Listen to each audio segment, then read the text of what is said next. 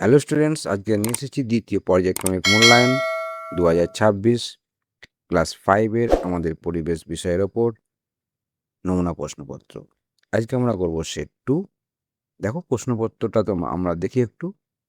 দেখো এখানে প্রশ্ন আছে 30 নম্বরের প্রশ্ন আমাদের পরিবেশ, 5 নম্বর পর্যন্ত প্রশ্ন আছে। চলো আমি একটা একটা করে প্রশ্নগুলো তোমাদেরকে দেখাই।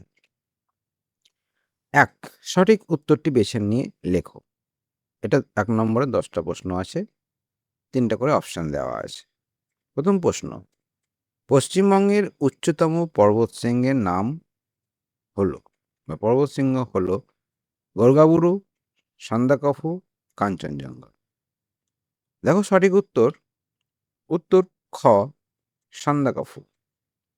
2 নম্বর প্রশ্ন, 1-2, সুন্দরবন অঞ্চলের একটি নদী হলো গঙ্গা, তিস্তা, মাতলা। সুন্দরবন অঞ্চলের একটি নদী হলো গঙ্গা, তিস্তা, মাতলা। দেখো সঠিক উত্তর মাতলা, গয়েরটা। এবার আমরা আসছি 1.3 নম্বর প্রশ্নে। নিজের জীবনের পরোয়া না করে প্লেগ রোগীদের সেবা করেছেন বেগম রোকেয়া, ভগিনী নিবেদিতা, কল্পনা দত্ত, লোপামুদ্রা। সঠিক উত্তর দেখো ভগিনী নিবেদিতা, ক্ষয়েরটা। 1.4 প্রশ্ন, প্রদত্তগুলির মধ্যে কোনটি বা কোন জেলাটি মালভূমি অঞ্চলে পড়ে? প্রদত্তগুলির মানে যেগুলো দেওয়া আছে সেগুলির মধ্যে কোন জেলাটি মালভূমি অঞ্চলে পড়ে? কলকাতা, নদিয়া, বাঁকুড়া। সঠিক উত্তর দেখো গ, বাঁকুড়া।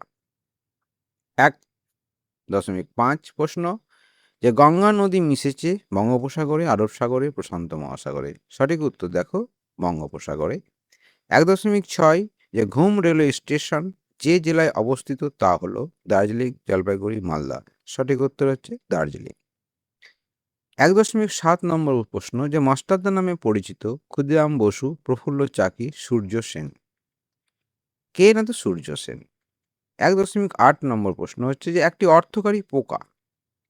ক হচ্ছে মশা, মাছি, মৌমাছি। সঠিক উত্তর মৌমাছি।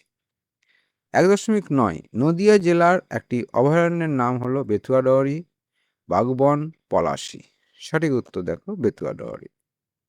1.10, গাঙ্গেয় সমভূমির দক্ষিণের বনটির নাম হলো, গাঙ্গেয় সমভূমির দক্ষিণের বনটির নাম হলো সুন্দরবন, জলদাপাড়া, মানস। সঠিক উত্তর দেখো সুন্দরবন। তাহলে 1 নম্বর প্রশ্নটা আমার হয়ে গেল। এবং এটা একটা খেয়াল রাখবে যে সঠিক উত্তরটি বেছে নিয়ে লিখো। তোমরা নাম্বার দেবে এইভাবে উত্তর লেখার সময় 1.7 দিয়ে গ, সূর্য সেন। এভাবে উত্তরটা লিখে দেবে, পরপর সঠিক হয়ে যাবে। পরের প্রশ্নতে যাই। 2 নম্বর প্রশ্নতে বলেছে যে শূন্যস্থান পূরণ করো। শূন্যস্থান পূরণ করো, 5টা দিয়েছে এখানে। প্রথম শূন্যস্থান হচ্ছে আত্রি নদীর কাছে শহর হলো। 2.2, বোটানিক্যাল গার্ডেন আছে। 2.3, পাট চাষ ড্যাশ সময়ে করা হয়। 2.4, অযোধ্যা পাহাড় ড্যাশ জেলায় অবস্থিত। 2.5, ভূমির উচ্চতা মাপা হয় ড্যাশ থেকে। তাহলে 2.1 উত্তর হচ্ছে যে আত্মীয় নদীর কাছে শহর হলো কি বালুরঘাট। 2.2, বোটানিক্যাল গার্ডেন আছে হাওড়ায় বা শিবপুরে। 2.3, পাট চাষ বর্ষা বা গ্রীষ্ম সময়ে করা হয়। 2.4, অযোধ্যা পাহাড় পুরুলিয়া জেলায় অবস্থিত। 2.5, ভূমির উচ্চতা মাপা হয় সমুদ্রপৃষ্ঠ বা সমুদ্রতলের জলতল থেকে। তাহলে আমার 2 নম্বর প্রশ্ন হয়ে গেল। পরের প্রশ্নে আসি। 3 নম্বর প্রশ্ন বলছে এক কথায় উত্তর দাও। অর্থাৎ পুরো বাক্য লেখা দরকার নেই, যেটা উত্তর সেটা লিখতে হবে। দেখো প্রথম প্রশ্ন দিয়েছে যে নিত্যবহ নদী কাকে বলে? যেসব নদী উচ্চ পর্বতের বরফ গলা জলে পুষ্ট এবং যেগুলোতে সারা বছর জল থাকে তাদের নিত্যবহ নদী বলে, যেমন গঙ্গা নদী। এটা তোমাকে নিত্যবহ নদী কাকে বলে বলেছি। যদি এক কথায় উত্তর দাও তাহলে লিখবা সারা বছর জল থাকে যে নদীতে তাকে নিত্যবহ নদী বলে। হয়ে গেল। 3.2, জলদাপাড়া অভয়ারণ্য কোন জেলায় অবস্থিত? দেখো পশ্চিমবঙ্গের আলিপুরদুয়ার জেলায় অবস্থিত। পশ্চিমবঙ্গের আলিপুরদুয়ার জেলায় অবস্থিত। 3.3 হিমালয় পর্বত পশ্চিমবঙ্গের কোন দিকে অবস্থিত?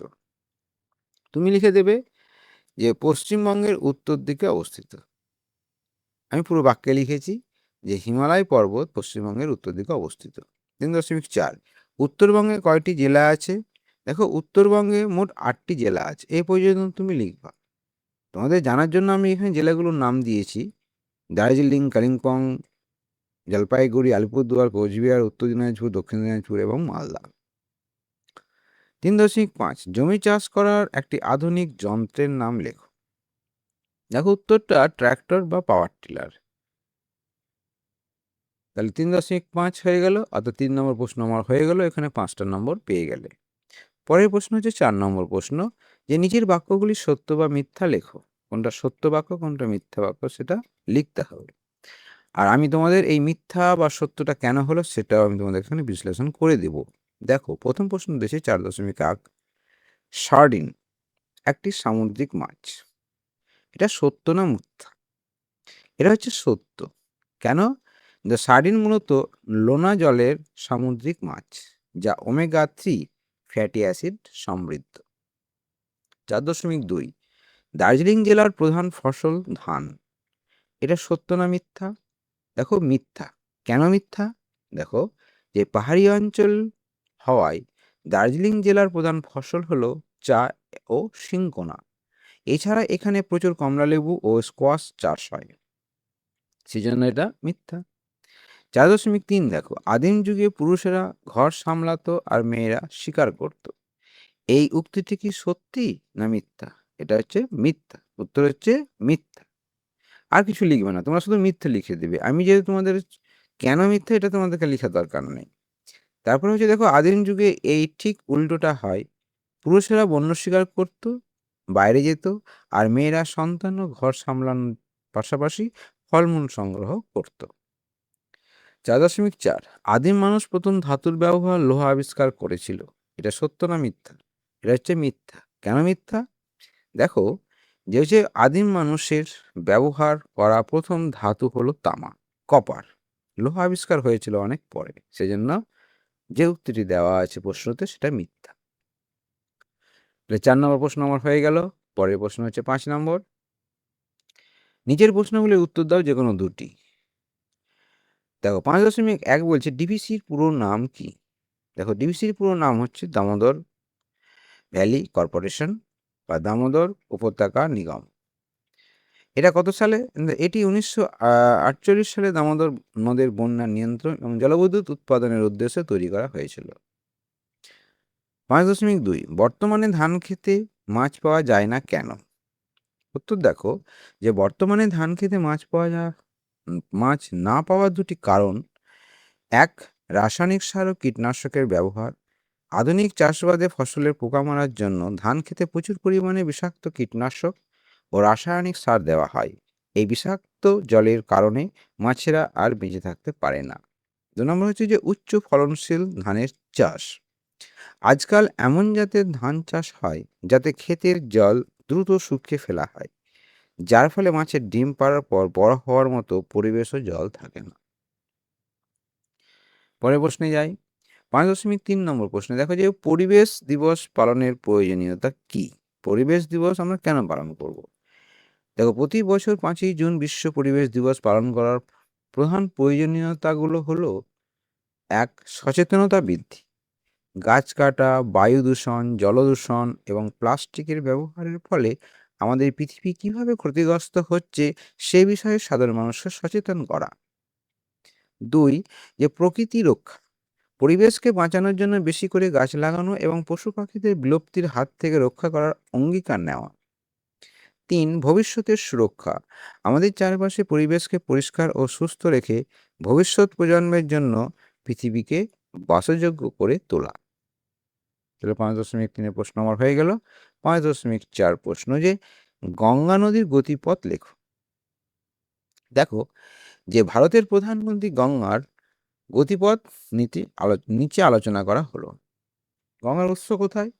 গঙ্গা নদী উত্তরাখণ্ডের গঙ্গোত্রী হিমবাহের গোমুখ গুহা থেকে ভাগীরথী নামে উৎপন্ন হয়েছে। পরে অলকা নন্দা নদীর সাথে মিশে এর নাম হয় গঙ্গা। প্রবাহ কি হয়েছে? এরপর নদীটি ভারতের উত্তরাখণ্ড, উত্তরপ্রদেশ ও বিহার রাজ্যের উপর দিয়ে প্রবাহিত হয়ে পশ্চিমবঙ্গে প্রবেশ করেছে। বিভাজন ও মোহনা। পশ্চিমবঙ্গের মুর্শিদাবাদ জেলার ধুলিয়ানের কাছে গঙ্গা দুটি শাখার ভাগ হয়েছে। এক, প্রধান শাখাটি পদ্মা নামে বাংলাদেশে প্রবেশ করে বঙ্গোপসাগরে মিশেছে। 2, অন্য শাখাটি ভাগীরথী হুগলি নামে পশ্চিমবঙ্গের উপর দিয়ে দক্ষিণ দিকে প্রবাহিত হয়ে ডায়মন্ড হাবড়া ও গঙ্গাসাগরের কাছে বঙ্গোপসাগরে পতিত হয়েছে। তা এই হচ্ছে গঙ্গার গতিপথ। তাহলে আজ এই পর্যন্তই। Thanks for watching. তোমরা দেখার জন্য ধন্যবাদ। তোমরা দেখবে, এটা পড়বে এবং সামনে পরীক্ষার জন্য প্রিপারেশন নেবে। আজ এই পর্যন্তই। ভালো থেকো।